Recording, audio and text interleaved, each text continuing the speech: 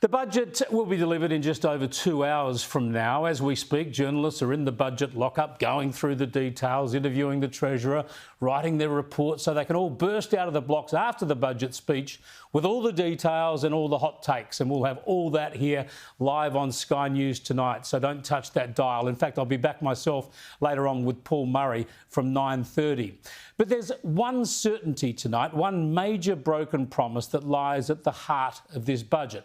It's one of those big broken promises that politicians too often get away with, and it goes to the cost of living crisis, which the Coalition zeroed in on in Parliament today.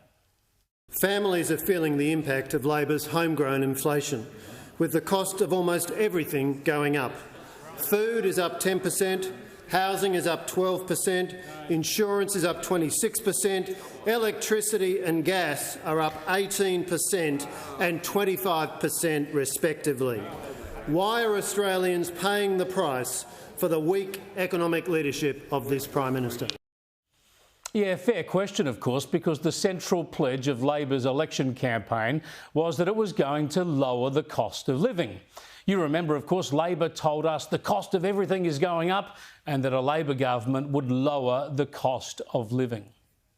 We will put in place mechanisms that provide cost of living relief. Under Labor, you'll have a government which cares about cost of living and has plans to deal with it. I'll build people's living standards up. A better future with real plans to address the cost of living. And to ease the pressure that too many Australians are feeling during this full-blown cost of living crisis. Taking pressure off the cost of living. Of addressing cost of living issues to take pressure off living standards. Meaningful help with your cost of living.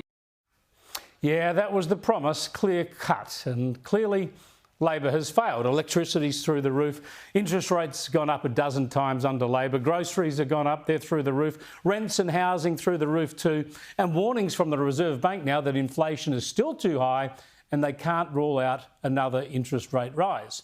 And now, of course, Labor no longer actually promises to lower the cost of living.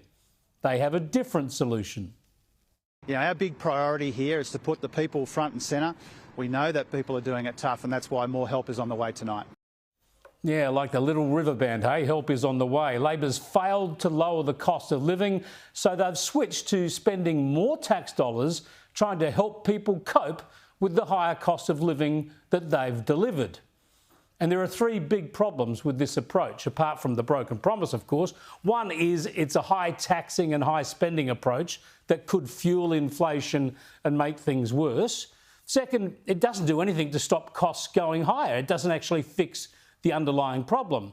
And third, it creates winners and losers. It takes money from some taxpayers and hands it over to others.